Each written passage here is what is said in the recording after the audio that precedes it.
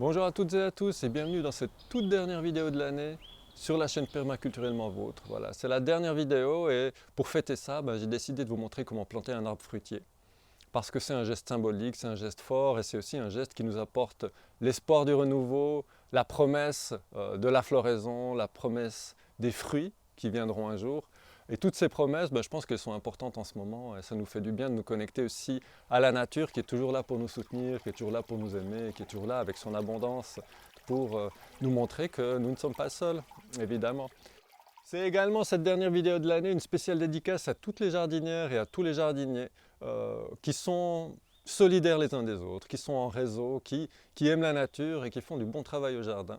Je tenais à vous remercier d'avoir regardé nos vidéos, Angéline et moi, d'avoir regardé cette chaîne qui est une chaîne toute récente et pour tous les messages et toutes les belles interactions que nous avons eues entre jardiniers, entre passionnés, entre personnes qui s'intéressent et également entre personnes qui ont envie de faire du jardinage et qui cherchent un terrain et qui cherchent un moyen de s'y mettre.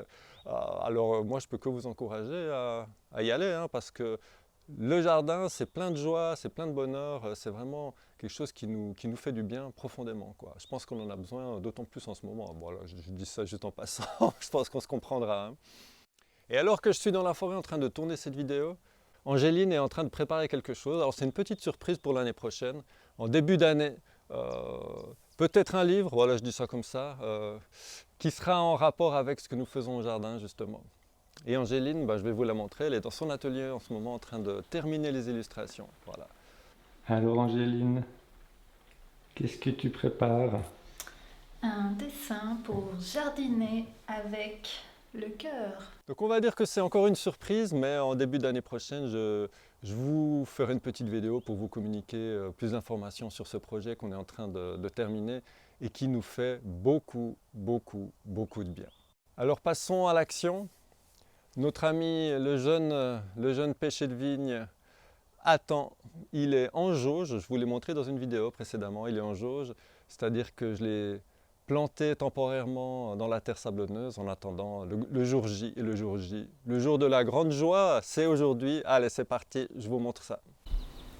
Donc ce que je vous montre là, c'est un mandarinier que je vais remplacer par ce pêcher justement, un mandarinier qui a un petit peu souffert du gel, même si c'est censé être une variété qui tient le gel.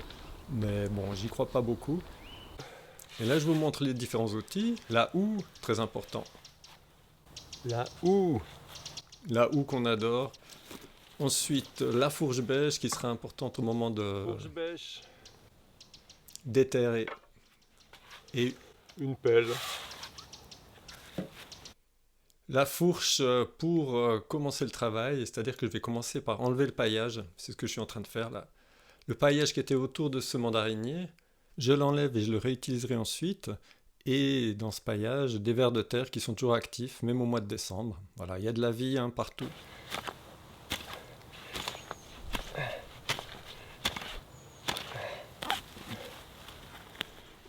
Donc ce mandarinier de la variété Satsuma, et comme vous pouvez le voir, c'est intéressant, il est reparti du pied. Voilà,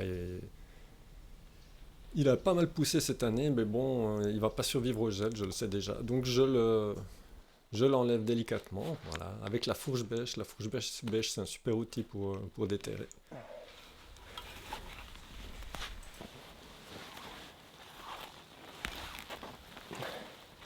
Donc il a un réseau racinaire limité, ce petit mandarinier Satsuma.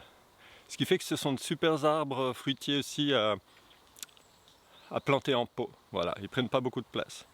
Donc vous voyez ces petites racines, ces petites mottes. Je vais aller la mettre en jauge maintenant. Parce que je vais le mettre ailleurs, tout simplement. Bon c'est parti, il va falloir agrandir le trou sur cette terre. Enfin, c'est vraiment de la terre, on est très vite sur la roche-mère, comme vous pouvez le constater. Et ça, c'est la meilleure terre, celle qui était autour du mandarinier, que je réserve, je la mets de côté parce que je la réutiliserai ensuite au pied du pêcher.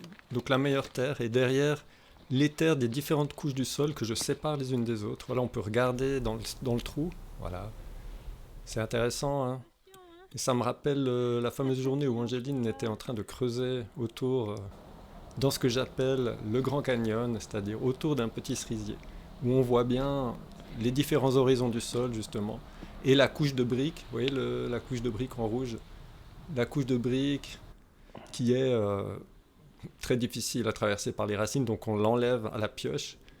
Il y a du sable, il y a aussi du plastique, ouais, c'est vraiment une terre spéciale. Et dessous, on arrive dans le calcaire, tout simplement. Allez, un petit coup de Shaolin.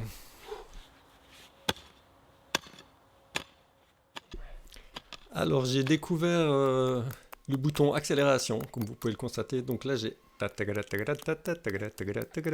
parce que c'est pas la partie la plus sexy du travail évidemment. Allez, Shaolin une deuxième fois avec la pelle cette fois-ci, toujours en séparant les différents horizons du sol, c'est-à-dire les différentes couches de terre, de la plus riche qui est en surface à la plus pauvre qui est au fond. Voilà, le trou est bien fait, joli trou avec des briques bien évidemment. Voilà, ça c'est notre terrain.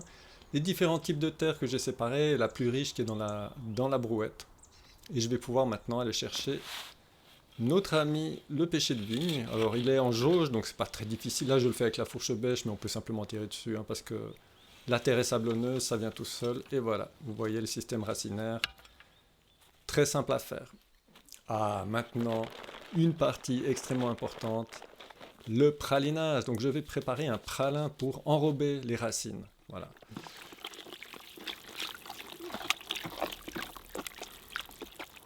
Le pralin, c'est un petit peu votre tambouille perso, votre recette perso. Là, je mets par exemple un compost enrichi en mycorhize dans l'argile. Hop, je touille. Du fumier. Normalement, le pralin, la recette originale, c'est avec de la bouse de vache. Bouse de vache, argile. Allez, hop. Et un peu de terre végétale, voilà, là il commence à avoir une bonne consistance. Super pralin, bien foncé, plein de bonnes choses. Hein. On les chouchoute, hein, ces arbres fruitiers. Un arbre fruitier, c'est quand même un ami, une présence dans le jardin qui sera là pendant des décennies. Hein. Et même au-delà. Pâte à crêpes. Une bonne pâte à crêpes. Et voilà. Je fais une petite taille légère sur les racines endommagées. Voilà. Lorsque les arbres sont à racines nues et qu'on les arrache du sol, parfois ça endommage des racines. Hop. Je me dis toujours que l'arbre de toute manière trouve son chemin. Pas besoin de trop en faire. Voilà. Je praline. Du verbe praliner.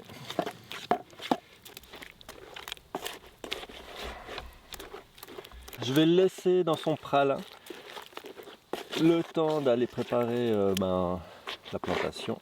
Maintenant que le trou est fait, je vais simplement faire en sorte que tout soit prêt pour accueillir l'arbre. Hop, allez, je te laisse là mon bijou. Je te laisse là. Et parmi les petits détails pratiques qui font toute la différence, je vous recommande vivement d'installer tout votre matériel autour de votre trou, comme ça vous ne devrez pas courir à gauche et à droite en pleine action.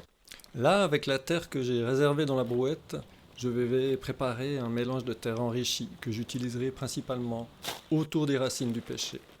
Donc j'ajoute du fumier, du compost enrichi en mycorhize et là de l'argile bentonite, parce que notre terre est vraiment très calcaire et de l'argile ça permet de retenir l'eau. Ensuite je fais un monticule au centre du trou. Alors le monticule avec un peu de terre enrichie également, c'est là que je vais installer l'arbre, c'est-à-dire que c'est l'emplacement central. Voilà. Encore un petit peu de pralinage, hop. Je mets mon jeune pêcher en place, je lui trouve une orientation et ensuite j'utilise la terre du monticule pour... Donc c'est vraiment cette terre dans laquelle j'ai mis différentes choses.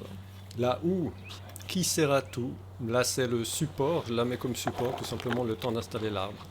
Voilà le précieux pralin, j'en mets un petit peu pour la forme, pour se faire plaisir.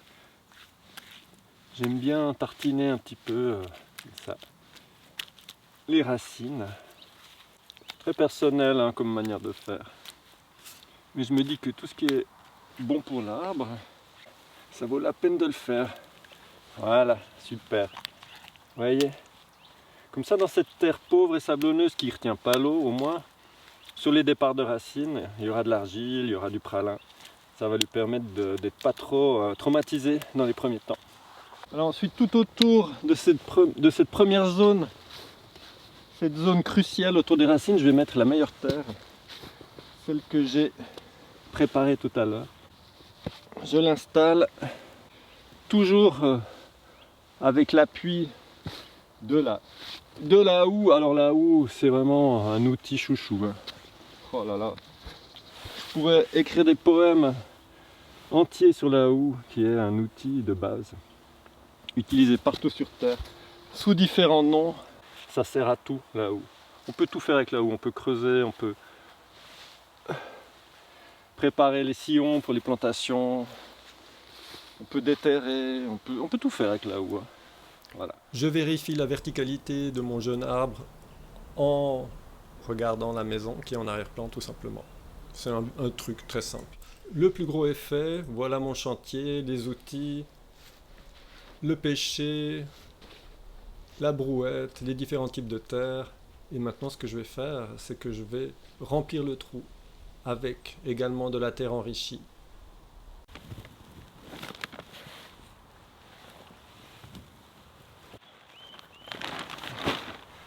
Je fais un maximum d'efforts. Un maximum d'efforts parce que notre terre est très pauvre tout simplement. Si vous avez une terre de bonne qualité, une terre qui est franche, qui est déjà un peu argileuse et qui est riche, vous n'avez pas besoin de faire autant d'efforts. Et si vous avez une terre qui est un peu pauvre, ça vaut la peine d'y mettre le paquet, si je puis dire. Et encore une rasade d'argile bentonite, très important. Une brouette de terre enrichie.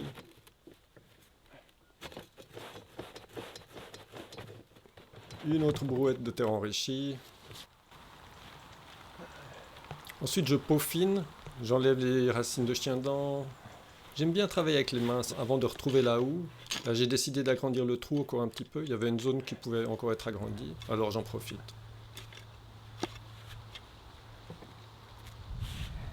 Et là, je me retrouve avec, oui, la paire de ciseaux à 2 balles dont je parlais dans une vidéo précédente. C'est drôle quand même, hein. On se retrouve en pleine action avec cette paire de ciseaux inutiles. Un peu de terre végétale, encore un peu de terre végétale.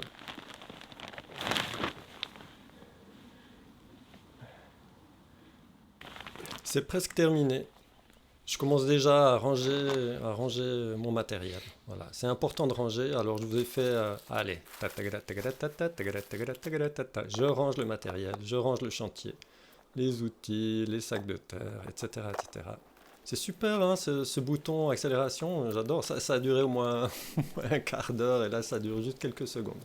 Hop là, terminé. Je vais remplir 2 arrosoirs dans une bassine de récupération qui est sous une gouttière. Alors très simple, on pourra mettre un jour un gros réservoir, mais pour l'instant on fait des choses avec du matériel de récup. Allez, 2 arrosoirs avec de l'eau de pluie et je vais aller arroser. Ah, quelle joie, hein. C'est un moment toujours tellement émouvant. Je vais aller arroser notre ami le pêcher qui est bien installé, qui est à sa place, tout simplement. Avec un rayon de soleil pour fêter ça. Et en vous disant à très bientôt. Un gros bisou.